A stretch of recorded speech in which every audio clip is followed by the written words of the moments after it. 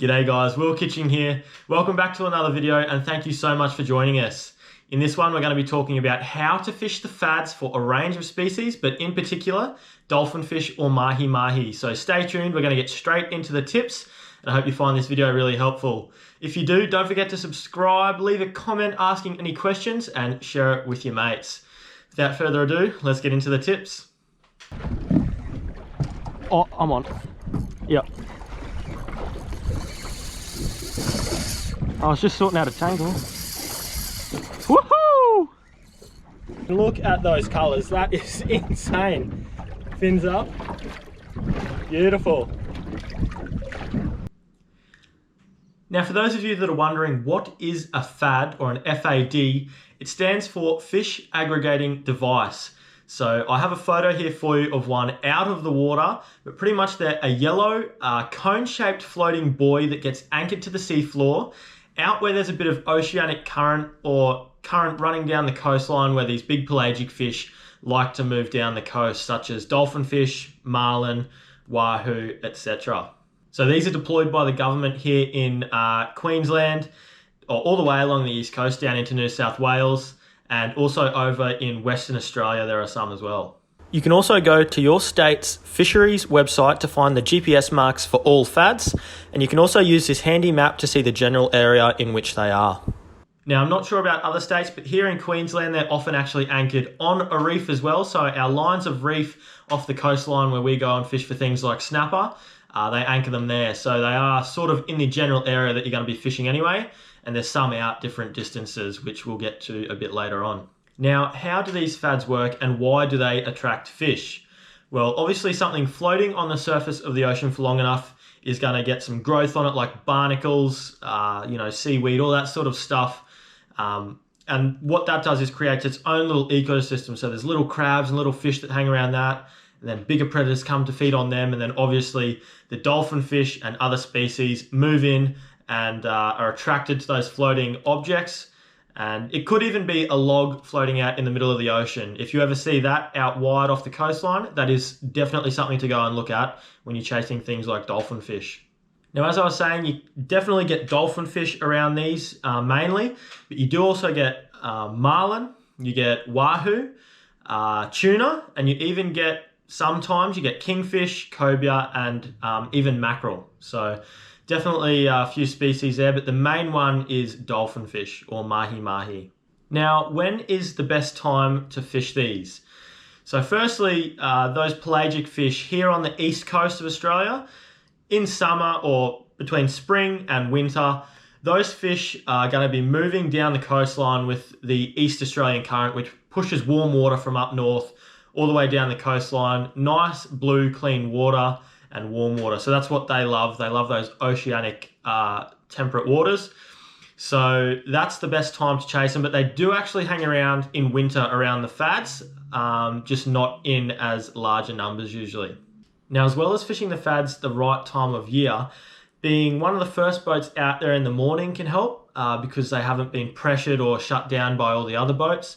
And also if there's been, say, a week of bad weather where boats haven't been able to get out there and have a go at them, they can usually be on the chew pretty hard if you can be one of the first boats out there after a few days of bad weather.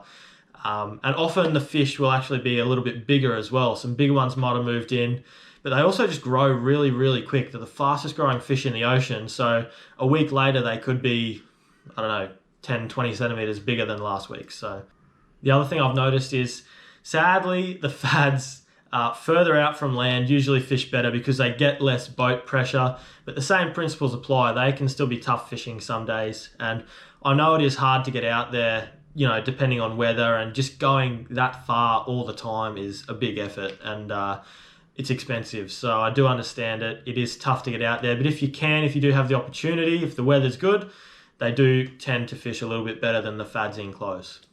In terms of bite times for the dolphinfish, I've found, your typical early morning and late afternoon do work. But another big one that I think works is tide changes. So I say this for all offshore fish and pelagic fish pretty much.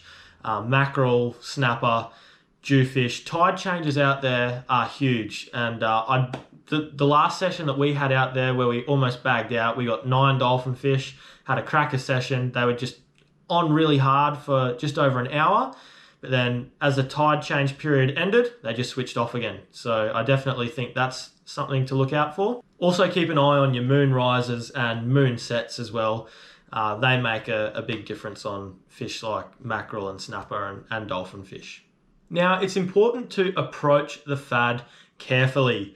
So you don't want to go absolutely flying in there right up beside it, because the fish can get spooked pretty easily and they can go down deeper or disperse or just be put off by the sudden noise of a boat or going right over the top of them. So you want to, as you see the FAD and you're getting closer, you want to take it a little bit easy.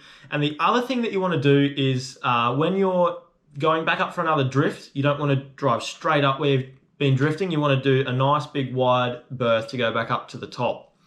Now you're going to find that the current usually is going to be pushing past it one way. So you want to go up current and drift down with it. And a lot of the time out wide, it can be going fairly quickly. So you're going to be doing, a fair few drifts past it. I suggest drifting fairly close to the FAD like this. However, the fish can be spread within a 100 meter radius of the FAD. The fish do tend to sit on the up current side of that FAD a lot of the time. So we'll talk about that in a second, but yeah, that's how you approach a FAD. That also brings us to a little bit of etiquette at the FADs. So if there are other boats there, you just want to take it in turns. Everyone can get in on the action. There's no point pushing in or anything like that. You know, you want to let a boat drift past and then you go in behind them and have your drift. You don't want to get too close to the other boats or cut them off or drive over where they're fishing or anything like that. Do a nice wide berth of them, go up in front of them, and then once they've drifted past, you take your turn. So the other thing is, if there's other boats there, don't use your electric motor to spot lock when other boats are going to be wanting to drift past.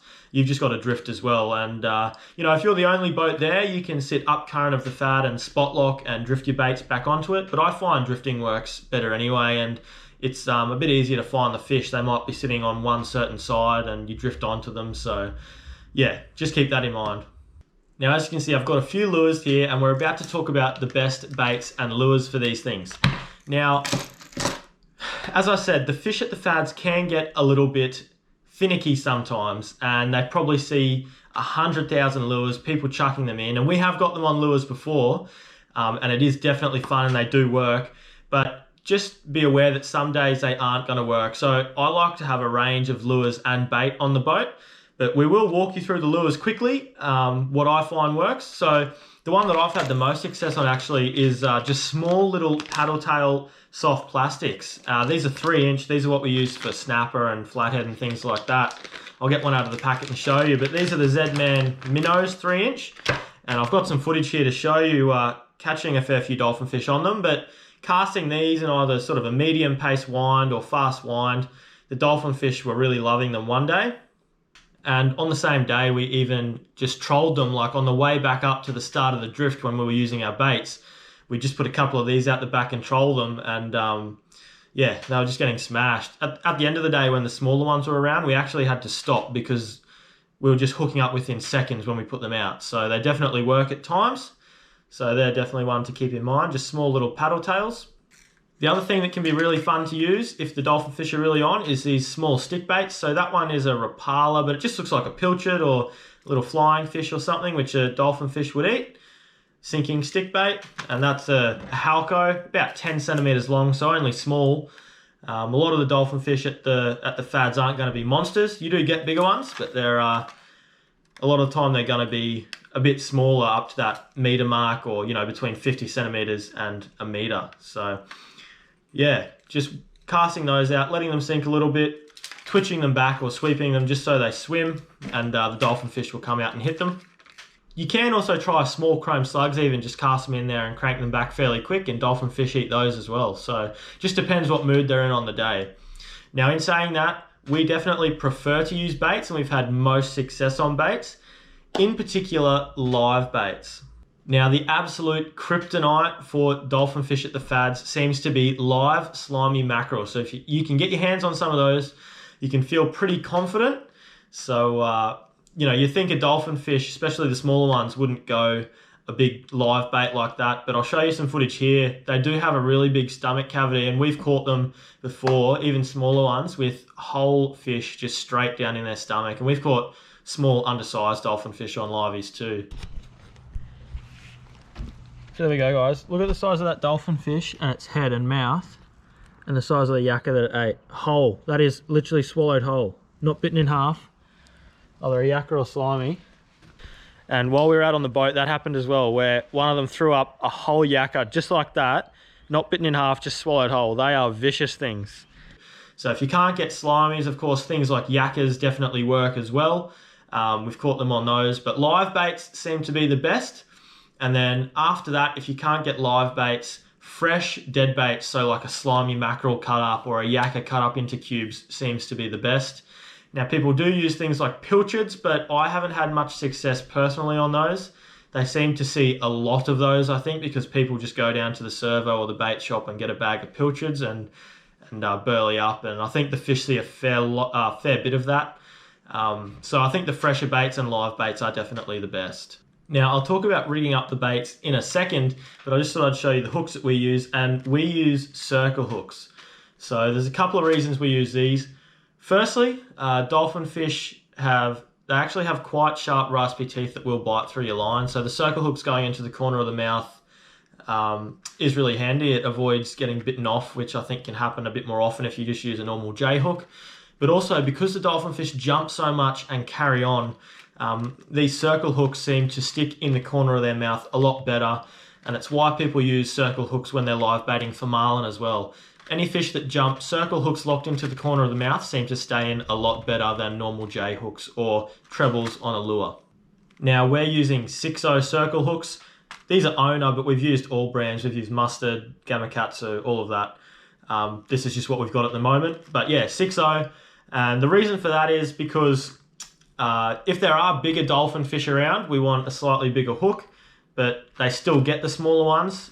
You'd be surprised, like we've caught undersized dolphin fish under 50 centimeters on 6.0 hooks. And the other thing is, if you do happen to hook like a marlin or something as bycatch, a little bit bigger hook is definitely helpful for that too. But yeah, 6.0 seems to be good. You could use 5.0 as well though, easily, or even a 4.0 if the dolphin fish are small and they're being finicky and you need to hide the hook a bit. But yeah, just generally we use 6.0 or around that 5.0 mark. So yeah, just whatever suits you though. But yeah, circle hook's definitely the best in my opinion. I'll talk about the rest of the rig and the technique in a second. But when you're hooking those baits on, if it's a live bait, we simply put that circle hook straight through the nostrils, and that's it. Or if it's a dead bait, we usually just pin it lightly so it's nice and natural, nice and loose, and you want that hook exposure. So with the circle hooks, you need that point exposed. So I'll put something on screen now for you showing you how we rig up our dead baits.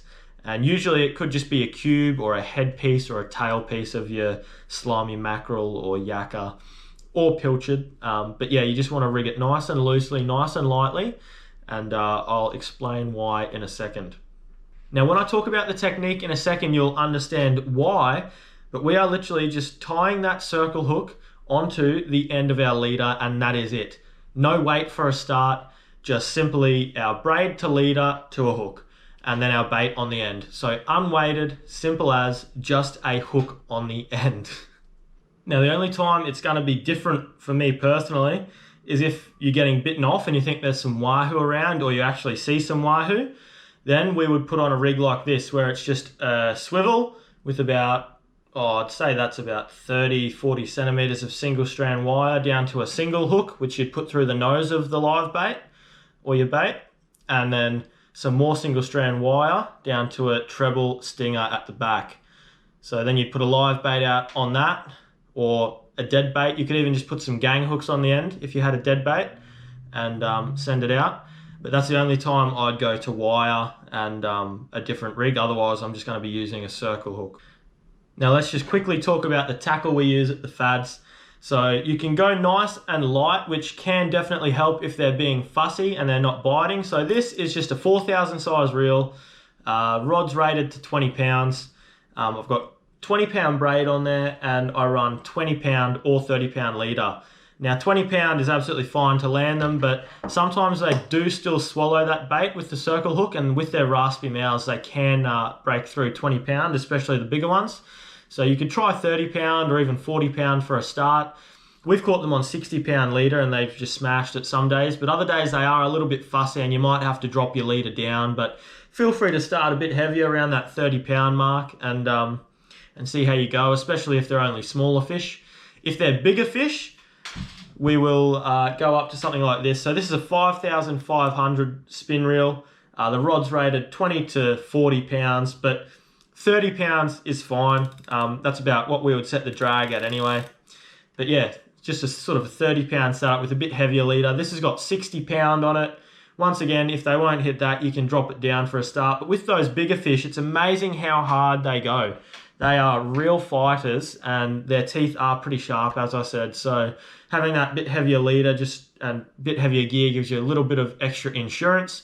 They really don't like coming to the boat, even the smaller ones, as I'll show you here in some footage. You know, they really fight at the boat. And if you hook a big one on this light sort of noodle 20-pound rod that I've got, I think you'd struggle a fair bit. So having that little bit of extra grunt in your setup for the bigger ones definitely would help. So hopefully we have that problem soon because I want to land a big one. As I said though, most of the time at the FADs, they are that smaller size and something like this is fine and it's great fun. Now, I've heard of some guys having to drop their leader right down to like 10 pounds. If you do have to do that, good luck. You can only do your best, but it's doable. Now, all we do is run our braid straight to our leader with a leader knot, run a couple meters a leader, give yourself a little bit in case they're fussy, get that bait away from your braid a little bit. Or you can just have straight through mono and just tie that onto your circle hook and float it out. Guys have been doing that as well lately and doing quite well. So yeah, that's all we do. So let's get into the technique. And it is fairly simple once you get used to it, but it's definitely something to get your head around, and you have to do a few things right to make sure you get the bites because they, as I said, they can be a bit fussy there and pretty switched on. So we've already said we're going to start our drift up current of that FAD. And the reason for this is a lot of the time the dolphin fish will actually sit up in front of the FAD. So the buoy is going to be floating on the surface and the current's going to be pulling it back, but a lot of the time the rope is going to be on an angle forward. So the dolphin fish will actually sit on that rope too because it can attract bait and a bit of growth and barnacles and stuff like that. So they'll sit forward of that, and they can actually sit a little bit lower in the water column as well. And you can often see them on your sounder sitting down, who knows, 20 meters or more. So definitely start your drift up current of that FAD. Now we're actually going to be casting ahead of our drift back towards the FAD and drifting towards our bait. Now, the reason for this is you want your line and your bait to look as natural as possible. You don't want any tension on it, so you don't want your line to be tight. You want to cast it up ahead of your drift, leave your reel in free spool, and then just let it float and waft naturally with the current. So the dolphin fish, if they see that bait spinning or being dragged or going against the current, they're going to know something's not right, even if it's a live bait, and they're not going to hit it. So what we do is we cut up some burley, so preferably what you're using is bait, so a little bit of, if you're using pilchards, cut up a little bit of pilchard. If you're using slimies or yakkers, that's probably the best. They absolutely love that. So cut that up into small cubes, a little bit smaller than your bait, and you want to throw that out up current where you're about to cast, and then you want to cast your bait sort of right on top of that or in the zone. And a lot of the time you'll even get the dolphin fish right up to the back of the boat, which is really exciting.